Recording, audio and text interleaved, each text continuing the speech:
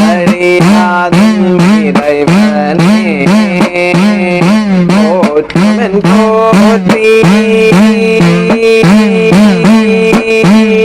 போற்றுமன் போற்றி புகழ்மின் புகழ்ந்தெழு மேத்திசைக்கும் கிழக்கும் திசையேற்றோடும் மாற்றுவன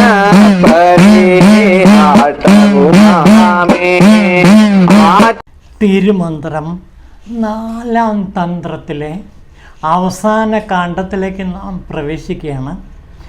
ഈ അവസാന കാണ്ഡം നവാക്ഷരി ചക്രം എന്ന പേരിലാണ് അറിയപ്പെടുന്നത്.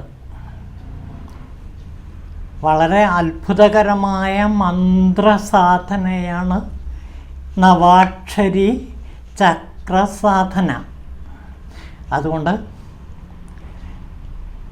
ജീവിതത്തിലെ എല്ലാ സൗഭാഗ്യങ്ങളും നേടിത്തരാൻ ഈ നവാക്ഷരി പൂജ കൊണ്ട് സാധിക്കുന്നതാണ്. ദേവിയുടെ അനുഗ്രഹം പൂർണ്ണമായും ലഭിക്കുന്ന ഒരു മന്ത്രസാധനയാണ് നവാക്ഷരി ചക്രസാധന. ഇതിൽ പ്രധാനമായിട്ടും മനുഷ്യ ശരീരം, അതായത് ഉടൽ, പിന്നെ അതേപോലെ മനസ്സ്, അതേപോലെ തന്നെ നമ്മുടെ ജ്ഞാന സിദ്ധി, ഇതെല്ലാം അത്ഭുതകരമായ പരിവർത്തനത്തിന് വിധേയമാക്കുന്നതാണ് ഈ നവാക്ഷരി മന്ത്രം. അതായത് ഉടലിലെ എല്ലാ വിനകളെയും ഇല്ലാതാക്കാൻ.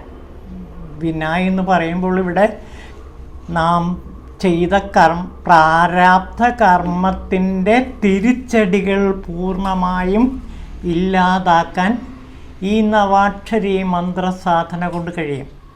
അതായത് അനേകം ജന്മങ്ങളിൽ നാം ചെയ്തു കൂട്ടിയ കർമ്മങ്ങളുടെ ഫലങ്ങൾ പലപ്പോഴും നമ്മുടെ ശരീരത്തിലും മനസ്സിലും നിറഞ്ഞു നിൽക്കുന്നുണ്ട്. നമ്മുടെ ഈ ശരീരം എന്ന് പറയുന്നത് സത്യത്തിൽ ഇതിനു മുൻപ് ചെയ്ത പല കർമ്മങ്ങളുടെ ഫലമായി നമുക്ക് കിട്ടിയതാണെന്നാണ് ഭാരതീയ ദർശനങ്ങൾ നമ്മളോട് പറയുന്നത്. അപ്പോൾ ഈ ശരീരം നമുക്ക് ഇന്ന് കാണുന്ന രൂപത്തിൽ ഈ ശരീരം കിട്ടിയതിന് കാരണം നമ്മുടെ കഴിഞ്ഞ ജന്മങ്ങളിലെ കർമ്മങ്ങളുമായി ബന്ധപ്പെട്ട് കിടക്കുന്നു എന്നാണ് ഭാരതീയ തത്വചിന്ത പറയുന്നത്. പിന്നെ അതേപോലെ നമ്മുടെ മനസ്സ്, ഈ മനസ്സും കഴിഞ്ഞ ജന്മങ്ങളുടെ സഞ്ചിതമായ അനുഭവങ്ങളിൽ നിന്ന് ലഭിച്ചതാണ്. കഴിഞ്ഞ ജന്മങ്ങളിൽ നാം ചെയ്ത കർമ്മത്തിൻ്റെ ഫലമായി പ്രാരാബ്ധ വാസനകൾ നമ്മിൽ നിറഞ്ഞു നിൽക്കുന്നു. ഇവിടെ വാസനകൾ എന്നുള്ളതാണ് പ്രധാനം. ജനിച്ചു വീഴുന്ന ഒരു കുഞ്ഞിന് അതിൻ്റേതായ കഴിഞ്ഞ ജന്മവാസനകളുണ്ട്. ഈ വാസനകൾ നിദ്രാണമായി കിടക്കുന്നു, പിന്നെ അത് ഉണരുന്നു, പ്രവർത്തിക്കുന്നു. ഇത് നമ്മുടെ ജീവിതത്തെ വളരെയേറെ സ്വാധീനിക്കുന്നു. അപ്പോൾ ഉടലിലും മനസ്സിലുമുള്ള ഒരു തമിഴ് വാക്കുപയോഗിച്ച വിന, ആ വിനയെ പൂർണ്ണമായും, അതായത് കർമ്മഫലങ്ങളെ പൂർണ്ണമായും നശിപ്പിക്കാൻ കഴിയുന്ന ഒരു മന്ത്രസാധനയായിട്ടാണ് നവാക്ഷരി മന്ത്രത്തെ നാം കാണുന്നത്. അതേപോലെ ജ്ഞാനത്തിൻ്റെ പരമോന്നതമായ തലത്തിലേക്ക് നമ്മെ കൊണ്ട് എത്തിക്കുകയും ചെയ്യുന്നു ഈ മന്ത്രസാധന. അതുകൊണ്ട് വളരെ പ്രധാനപ്പെട്ട, ഒരു പക്ഷേ നമ്മുടെ ജീവിതത്തെ തന്നെ ആകെ മാറ്റിമറിക്കാൻ സഹായിക്കുന്ന പുതിയ ഒരു ഉടലും പുതിയ ഒരു മനസ്സും ജ്ഞാനത്തിൻ്റെ ഉത്തുംഗ അവസ്ഥയും നേടാൻ ഈ മന്ത്രസാധന കൊണ്ട് കഴിയുമെന്നാണ് തിരുമൂലദേവൻ നമ്മളോട് പറയുന്നത്. ഓർക്കുക, ഇത് 1000 ആണ്ടുകൾക്ക് മുമ്പുള്ള ഒരു മന്ത്രസാധനയാണ് ഈ നവാക്ഷരി മന്ത്രം. നവാക്ഷരി എന്ന് വെച്ചാൽ നവം എന്ന് വെച്ചാൽ 9, പിന്നെ അതുപോലെ പുതിയത് എന്നുകൂടി അർത്ഥമുണ്ട്. അപ്പോൾ ഈ മന്ത്രസാധന തമിഴകത്ത് അല്ലെങ്കിൽ ദ്രാവിഡ ദേശത്ത് വളരെ പ്രാധാന്യമർഹിച്ചിരുന്നു. ഇതിൻ്റെയൊക്കെ ഒരു ഭാഗമാണ് ബാലമന്ത്ര ഉപാസന. ബാലമന്ത്ര ഉപാസന നമ്മുടെ ചട്ടമ്പി സ്വാമികൾ നിരന്തരം സാധന ചെയ്ത് സിദ്ധി വരുത്തിയിരുന്നു. അതുകൊണ്ട് ചട്ടമ്പി സ്വാമികൾക്ക് അഷ്ടസിദ്ധികൾ ഉണ്ടായിരുന്നു എന്നാണ് പറയുന്നത്. ഈ മന്ത്രസാധന കൊണ്ട് അഷ്ടസിദ്ധികളും ലഭിക്കും. അണിമാതി തുടങ്ങിയ അഷ്ടസിദ്ധികളും ഈ മന്ത്രസാധന കൊണ്ട്, നവാക്ഷരി മന്ത്രസാധന കൊണ്ട് ലഭിക്കുന്നതാണ്. സിദ്ധികൾക്ക് നാം പ്രാധാന്യം കൊടുക്കേണ്ട. സിദ്ധികളിൽ വച്ച് ഏറ്റവും വലിയ സിദ്ധി എന്ന് പറയുന്നത് ജ്ഞാനസിദ്ധിയാണ്. അതായത് മഹാവാക്യതത്വം അനുഭവപ്പെടുത്തി തരുന്ന ഒരു മന്ത്രസാധനയാണിത്. അയം ആത്മാ ബ്രഹ്മ എന്ന മഹാവാക്യതത്വത്തെ നിതരാം വെളിപ്പെടുത്തി തരുന്ന ഒരു മന്ത്രസാധനയാണ് ഈ നവാക്ഷരി ചക്രം. അതുകൊണ്ട് വളരെ ശ്രദ്ധിക്കേണ്ട ഒരു ഭാഗമാണ് തിരുമൂലദേവൻ്റെ തിരുമന്ത്രത്തിലെ 4ാം തന്ത്രത്തിലെ അവസാന ഭാഗമായ നവാക്ഷരി ചക്രം. നമുക്ക് ഈ നവാക്ഷരി ചക്രത്തിലേക്ക് കിടക്കാം. ഞാനത് ആദ്യം വായിക്കാം. വകാരമുത്ഭവിക്കുന്നു പരാശക്തിയിൽ നിന്നതിൻ വകയായി ഞാനതിനെ ചൊല്ലാം 81 എഴുത്തും മാറി മാറി വരും. ക്ലീം തൊട്ടുള്ളൊരക്ഷരം 9 ബീജാക്ഷരങ്ങളായി സൗം എന്ന് അവസാനിച്ചിടും വിധം. അപ്പോൾ ഈ 9 അക്ഷരങ്ങൾ തുടങ്ങുന്നത്, അതായത് അക്ഷരങ്ങൾ നമുക്ക് വളരെ പ്രധാനപ്പെട്ടതാണ്. നവരാത്രി പൂജ 9 ദിവസവും ദേവിയെ പൂജിക്കുന്ന ഒരു ആരാധനാ സമ്പ്രദായമാണ് നവരാത്രി പൂജ. ഈ മന്ത്രസാധന കൊണ്ട് നവരാത്രി പൂജ നാം നമ്മുടെ ശരീരത്തിലും മനസ്സിലും ആത്മാവിലും നടത്തുകയാണ്. അതായത് ദേവിയെ ആത്മസാക്ഷാത്കരിക്കുന്ന 9 ഭാവങ്ങളുള്ള ദേവിയെ ആത്മസാക്ഷാത്കരിക്കുന്ന ഒരു മന്ത്രസാധനയാണിത്. ഇവിടെ ദേവിയുടെ പ്രതീകമായിട്ട് വരുന്നത് 9 ബീജാക്ഷരങ്ങളാണ്. ഓർക്കുക, 9 ബീജാക്ഷരങ്ങൾ 9 ദേവീഭാവങ്ങളെ പ്രതിനിധാനം ചെയ്യുന്നു. ആ 9 അക്ഷരങ്ങൾ ഇതിൽ വരുന്നത് നോക്കൂ. ഏതാണ്? ക്ലീം തൊട്ടുള്ളൊരക്ഷരം 9 ബീജാക്ഷരങ്ങളായി തീർന്നിരിക്കുന്നു. അപ്പോൾ ക്ലീം എന്ന ബീജാക്ഷരത്തിൽ തുടങ്ങി സൗ എന്ന് അവസാനിച്ചിടും വിധം. സൗ എന്ന് ബീജാക്ഷരത്തിൽ അവസാനിക്കുന്നു. അപ്പോൾ ക്ലീം എന്ന അക്ഷരത്തിൽ തുടങ്ങി സൗം എന്ന് അവസാനിച്ചിടും. സകാരം തമിഴിലില്ല, അതുകൊണ്ട് ചൗ എന്നാണ് സാധാരണ തമിഴർ ഉച്ചരിക്കുന്നത്. നമുക്ക് മലയാളികൾ അത് സൗ എന്ന്, അതായത് സംസ്കൃതവുമായിട്ട് ബന്ധപ്പെട്ടവർ സൗം എന്നാണ് ഉച്ചരിക്കുക. അങ്ങനെ ക്ലീമിൽ തുടങ്ങി സൗവിൽ അവസാനിക്കുന്നു. അങ്ങനെ അവസാനിക്കുന്ന അക്ഷരമാണ് സൗ. ഇതാ നോക്കൂ, ആ അവസാന അക്ഷരം തൊട്ട് നമുക്ക് തുടങ്ങാം. സൗ എന്നത് അവസാനത്തെ ബീജാക്ഷരം.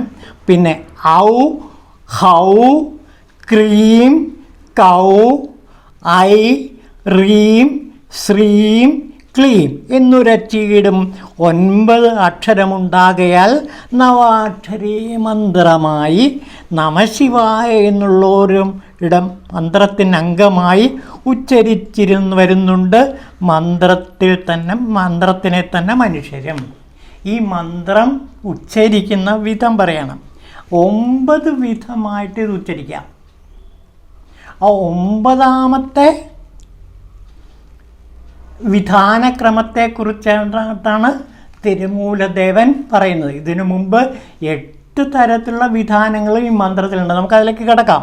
അപ്പോൾ അവസാനത്തെ 9ാമത്തെ ആ മന്ത്ര സാധന ഇങ്ങനെയാണ്. അതായത് സൗ, ഔ, ഹൗ, ക്രീം, കൗ, ഐ, റീം, ശ്രീം, ക്ലീം. ഇതാണ് ആ 9 അക്ഷരങ്ങളിലെ 9ാമത്തെ മന്ത്രസാധന. ഇതിനു മുമ്പ് 8 മന്ത്രസാധനകളുണ്ട്, അതിനെക്കുറിച്ച് പറയാം. അപ്പോൾ ഈ 9 സാധനകൾ, അതായത് 9 അക്ഷരങ്ങളുടെ അടങ്ങിയ 9 വിഭാഗങ്ങൾ, അതായത് 9 × 9 81, അതായത് 81 അക്ഷരങ്ങൾ അടങ്ങുന്ന ഒരു മന്ത്രസാധനയാണ് ഇത്. ഇതിലെ ഡീറ്റെയിൽസ് നമുക്ക് നോക്കാം. ഇവിടെ നമുക്ക് നോക്കാം. ഇതിൽ ദുർഗയുടെ 9 തരത്തിലുള്ള ഭാവങ്ങളൊക്കെയാണ് ഇത് ചിത്രീകരിക്കുന്നത്. ഈ 9 ബീജാക്ഷരങ്ങൾ 9 ദുർഗാസങ്കല്പങ്ങളെ സൂചിപ്പിക്കുന്നു. അതിൽ ആദ്യത്തേത് ബാലയാണ്. ഈ ബാല മാത്രം എടുത്ത് ഉപാസിക്കുന്നവരുണ്ട്. അതാണ് ബാലാമന്ത്ര സാധന. ചട്ടമ്പിസ്വാമികൾ ബാലാസുബ്രഹ്മണ്യ മന്ത്ര ഉപാസകനായിരുന്നു. അതായത് ബാല, അതായത് 3 ബീജാക്ഷരങ്ങൾ ബാലയിലുണ്ട്. ആ 3 ബീജാക്ഷരങ്ങളോടുകൂടി സുബ്രഹ്മണ്യവും മന്ത്രവും ചേർത്തുച്ചരിക്കുന്നതാണ് ബാലാസുബ്രഹ്മണ്യ മന്ത്രം.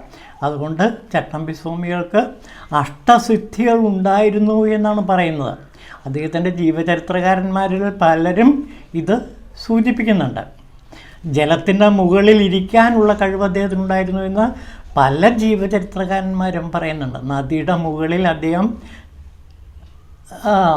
ചമ്രം പടിഞ്ഞ് ഇരിക്കുന്നതായി കണ്ട ഭക്തർ തന്നെ ആ രംഗം ജീവചരിത്രങ്ങളിൽ രേഖപ്പെടുത്തിയിട്ടുണ്ട്. നമുക്ക് ചട്ടമ്പിസ്വാമികളെക്കുറിച്ച് പഠിക്കുമ്പോൾ ചട്ടമ്പിസ്വാമികളെക്കുറിച്ചുള്ള വിശദമായ തലങ്ങളിലേക്ക് കിടക്കുമ്പോൾ ഈ ബാലസുബ്രഹ്മണ്യ മന്ത്രത്തെക്കുറിച്ച് പറയാം.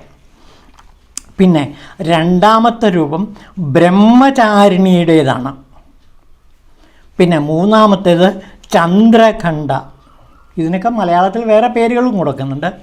കൂഷ്മാണ്ഡ അടുത്തത്. പിന്നെ സ്കന്ദമാത, കാർത്യായിനി, കാളരാത്രി, മഹാഗൗരി. പിന്നെ 9ാം ദിവസം നാം പൂജിക്കുന്നത് സിദ്ധിദാത്രിയെയാണ്. അതോടെ എല്ലാ സിദ്ധികളും നമുക്ക് കിട്ടുമെന്നാണ് പറയപ്പെടുന്നത്. 9ാമത്തെ ദിവസം സിദ്ധിദാത്രിയായ സരസ്വതി ദേവിയെയാണ് നാം, ദുർഗയെയാണ് നാം ആരാധിക്കുന്നത്. ഇതാണ് ആ 9 നവരാത്രി ദേവതകൾ. നാം നവരാത്രി പൂജയിൽ സാധാരണ ചെയ്യുന്നത് 1ാം ദിവസം ബാലയെ ആരാധിക്കുന്നു. അങ്ങനെ 9 ദേവതകളെയും ആരാധിക്കുന്ന 9 ദിവസങ്ങളിലൂടെയാണ് നവരാത്രി കടന്നു പോകുന്നത്. ഇനി നമുക്ക് ഈ 9 ബീജാക്ഷരങ്ങൾ ഏതൊക്കെ ശരീരത്തിലെ സ്ഥാനങ്ങളാണെന്ന് നോക്കാം. നോക്കൂ, ഇതിൽ ക്ലീം എന്നുള്ളത് മൂലാധാരമാണ്. 9 ബീജാക്ഷരങ്ങളിലെ ആദ്യത്തെ അക്ഷരം ക്ലീം ആണ്. അത് മൂലാധാരത്തിലാണ്. പിന്നെ ശ്രീം എന്ന അക്ഷരം, ശ്രീം എന്ന അക്ഷരം സ്വാധിഷ്ഠാനത്തിലാണ്. പിന്നെ റീം എന്ന അക്ഷരം മണിപൂരത്തിലാണ്. പിന്നെ ഐ എന്നുള്ള അക്ഷരം അനാഹതത്തിലാണ്. പിന്നെ കൗ എന്ന അക്ഷരം അനാഹതം കഴിഞ്ഞുള്ള സ്ഥലത്ത്, അതായത് കണ്ടത്തിൽ. പിന്നെ ഉൾനാക്കിൽ ക്രീം. പിന്നെ ആജ്ഞാചക്രത്തിൽ ഹൗ എന്ന മന്ത്രാക്ഷരം. പിന്നെ ഉച്ചിയിൽ, അതായത് ശിരസിൻ്റെ മുകൾ ഭാഗത്ത് ഓം എന്ന അക്ഷരം. പിന്നെ ബ്രഹ്മരന്ധ്രവാതിൽ എന്ന് പറയും, ഏറ്റവും ടോപ്പായിട്ടുള്ള ഭാഗം, അതായത് ശിരസിൻ്റെ ഏറ്റവും മുകൾ ഭാഗത്ത് നമുക്ക് തപ്പി നോക്കിയാൽ ആ ചുഴി കാണാൻ പറ്റും, ബ്രഹ്മരന്ധ്ര ചുഴി കാണാൻ പറ്റും. അവിടത്തെ ബീജമന്ത്രം, ബ്രഹ്മനാളത്തിൻ്റെ ബീജമന്ത്രം സൗ എന്നാണ്. പിന്നെ ഇവിടെ തിരുമൂലദേവൻ പറഞ്ഞ് അത് കഴിഞ്ഞിട്ട് നമശിവായ എന്ന് ചേർക്കുന്നു. പക്ഷേ ഇപ്പോൾ തമിഴ് രീതി അനുസരിച്ച് ശിവായ നമ എന്നാണ് ചേർത്ത് ജപിക്കുന്നത്. അവസാനം നമശിവായ എന്നാണ് ഇതിലെ തർജ്ജമയിൽ തിരുവല്ലം ഭാസ്കരൻ നായർ പറയുന്നത്. പക്ഷേ തമിഴ് സിദ്ധന്മാരിൽ പലരും അതിനെ ശിവായ നമ എന്ന് പറഞ്ഞാണ് ഉച്ചരിക്കുന്നത്. നമുക്ക് ആ മന്ത്രസാധനയിലേക്ക് ഒന്ന് എത്തി നോക്കാം. 9 സാധനകളാണ് പറയുന്നത്. നോക്കൂ, അത് തുടങ്ങുന്നത് ഇങ്ങനെയാണ്. ഞാൻ ഒരിക്കൽ കൂടി പറയാം. ക്ലീം ശ്രീം റീം ഐ കൗ ക്രീം ഹൗ ഔ സൗ. ഇതാണ് ആദ്യത്തെ ഒരു സാധനാക്രമം. ഇനി രണ്ടാമത് വരുമ്പോൾ ഇതെന്ത് സംഭവിക്കുന്നു? ഏറ്റവും രണ്ടാമത്തെ അക്ഷരം ശ്രീം ആദ്യം വരും, ക്ലീം എന്നുള്ളത് അവസാനം പോകും.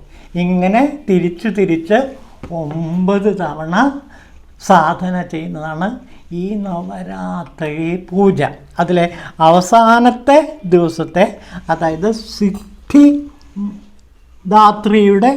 മന്ത്രമാണ് ഇവിടെ തിരുമൂലദേവൻ നമുക്ക് കൊടുത്തിരിക്കുന്നത്. അതെന്താണ്? സൗ ഔ ഹൗ ക്രീം കൗ ഐ റീം ശ്രീം ക്ലീം എന്ന് ഉച്ചരിക്കുന്നതാണ് 9ാമത്തെ തലം, 9ാമത്തെ തരം. അങ്ങനെ 9 തരത്തിൽ ഈ 9 അക്ഷരങ്ങളെ ആദ്യം വരുന്ന അക്ഷരം പിന്നെ അവസാനം വരും, പിന്നെ രണ്ടാമത് വരുന്ന അക്ഷരം ആദ്യം വരും. അങ്ങനെ മാറ്റി മാറ്റി 9 തവണ ജപിക്കുന്നതാണ് നവാക്ഷരി മന്ത്ര സാധന. ഇതുകൊണ്ട് അഷ്ടസിദ്ധികൾ കിട്ടുന്നു. പക്ഷേ അഷ്ടസിദ്ധികൾ പ്രധാനപ്പെട്ടതല്ല. അഷ്ടസിദ്ധികളേക്കാൾ പ്രധാനം എന്ന് പറയുന്നത്, ഏറ്റവും പ്രധാനം എന്ന് പറയുന്നത് ജ്ഞാനസിദ്ധിയാണ്. സിദ്ധികളിൽ വച്ച് ഏറ്റവും പ്രധാനം ജ്ഞാനസിദ്ധിയാണ്. അപ്പോൾ ഇത് ദേവിയുടെ, ദുർഗയുടെ, സരസ്വതി ദേവിയുടെ ജ്ഞാനം നമ്മിലേക്ക് ആവാഹിക്കപ്പെടുന്ന ഒരു നവരാത്രി പൂജാ സംവിധാനത്തെക്കുറിച്ചിട്ടാണ് തിരുമൂലദേവൻ നവാക്ഷരി ചക്രത്തിൽ പറയുന്നത്. ഈ നവാക്ഷരി ചക്രം എന്ന് പറയുന്നത് അത് ചെമ്പ് തകിടിൽ എഴുതാൻ പറ്റും, പിന്നെ വെള്ളിത്തകിടിലും എഴുതാൻ പറ്റും. അത് തമിഴ്നാട്ടിൽ കിട്ടുന്നത് നല്ല വിലയാണ്, എന്നാലും തമിഴ്നാട്ടിൽ അത് കിട്ടുന്നതാണ്. അതിൽ ബാഹ്യഹവനം നടത്തുന്ന ചിലരുണ്ട്. നമുക്ക് ഇതിനെ ഒരു ആന്തരിക പൂജ എന്ന നിലയിൽ സ്വീകരിക്കുകയാണ് നല്ലത്. ആന്തരിക പൂജ എന്ന് പറയുമ്പോൾ ഈ ബീജാക്ഷരങ്ങൾ ഉറക്കെ ചൊല്ലണ്ട, മനസ്സിൽ ചൊല്ലിയാൽ മതി. അതായത് ഈ ചക്രങ്ങളിൽ, അതായത് മൂലാധാരത്തിൽ ക്ലീം, സ്വാധിഷ്ഠാനത്തിൽ ശ്രീം, പിന്നെ മണിപൂരത്തിൽ ശ്രീം എന്നിങ്ങനെ ഓരോ അക്ഷരങ്ങളെ സ്വന്തം ശരീരത്തിൽ സങ്കല്പിച്ചുകൊണ്ട് മാനസിക പൂജ ചെയ്യാം. ഇതിനെയാണ് അകം വഴിപാട് എന്ന് തമിഴിൽ പറയുന്നത്. 2 തരത്തിലുള്ള വഴിപാടുണ്ട്.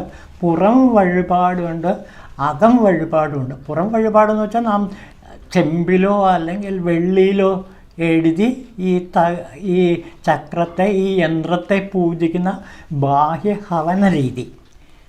ആന്തരിക പൂജ എന്നുള്ളത് വളരെ എളുപ്പമാണ്.